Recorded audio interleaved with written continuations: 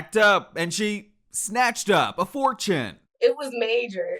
When Mackenzie Scott divorced Jeff Bezos in 2019, she got a piece of that Amazon empire, $37 billion worth. But it's what she's been doing with her money that's making headlines. We were awarded $2 million. I was screaming, I was hollering, I was crying. Hundreds of millions of dollars. We're still in disbelief. Given away to nonprofits in our own backyards, from Atlanta to Philly, Boston to Cali. We are way down here in the projects. They are not even going to see us. The projects were not left behind. The Black organizations that Mackenzie Scott chose for those $1 million, what they did to get it, and how the money is shaking up lives. This money belongs to the community. I'm Justin Carter. TSR Newz starts right now. This is the housing community where I grew up over 50 years ago. This is the video that changed everything for Cherie Craft and her nonprofit, Smart from the Start. We lived in a housing project. And all around us was poverty, was despair. You can see it's not over the top, it's not flashy. Her grant writer told her to make the 90-second video after hearing that billionaire Mackenzie Scott was having an open call looking to give back to community-led nonprofits. Girl, we are way down here in the projects. They are not even going to see us. Like, nobody sees us. But then we didn't hear anything for months and months and months. And I really had forgotten about it. Then she was diagnosed with cancer, and as she prepared for surgery a few days before Christmas 2023. And I'm scrolling through my email and I see this email and I almost couldn't believe I dropped my phone. I started screaming. It says, "Congratulations, you have been selected for the Yield Open Call Award."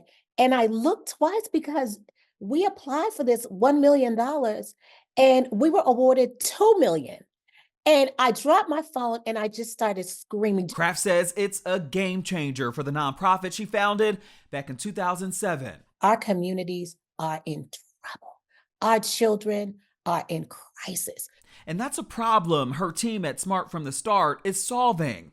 They have offices in Boston, Philadelphia, Washington, D.C., and now Atlanta. We move into housing shelters, residential treatment facilities, community centers where folks are and have easy access to us. So we provide high quality early education, social emotional development, and enrichment programs for kids of all ages. We try to think of our programming as an ecological model. So at the center is the child, and then there's the family around it, and then the community. From therapeutic mentorships to crisis counseling and intervention, their programs are working, but Craft says that payroll and rent costs eat up her yearly budget. Families can't afford rent. We can't afford it either. And so looking at ways that we can leverage these resources to put more boots on the ground. Over 350 nonprofit organizations got at least $1 million in grants from Mackenzie Scott's Yield Giving. Overall, she's given away $16.5 billion since her divorce from Amazon founder Jeff Bezos. We're still in disbelief.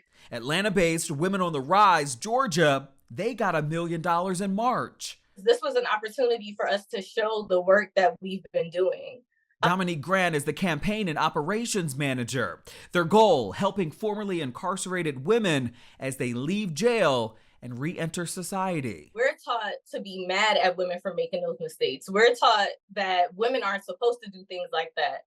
So a lot of times when women are incarcerated, they lose that support from family or from their loved ones that they would need to reintegrate into society. Why did you personally choose Women on the Rise? What stuck out? I was actually struggling with my mental health and got caught with a psychedelic, which I did not know is illegal in Cobb County. I found myself having to encounter the system that I promised myself I would never be a part of.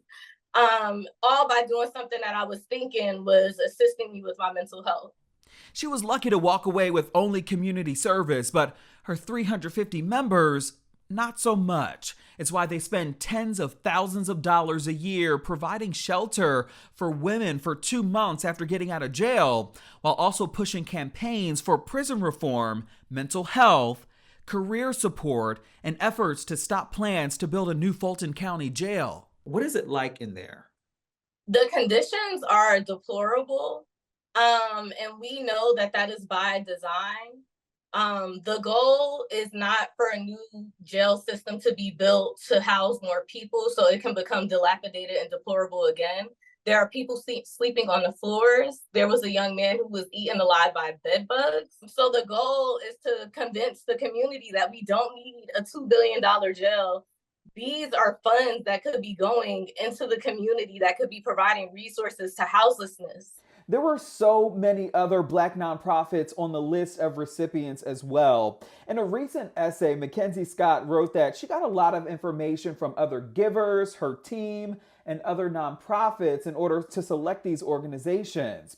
It is still unclear when she will reopen that call for applications, but let this be your sign to stay ready just in case so you don't have to get ready. For TSR News, I'm Justin Carter.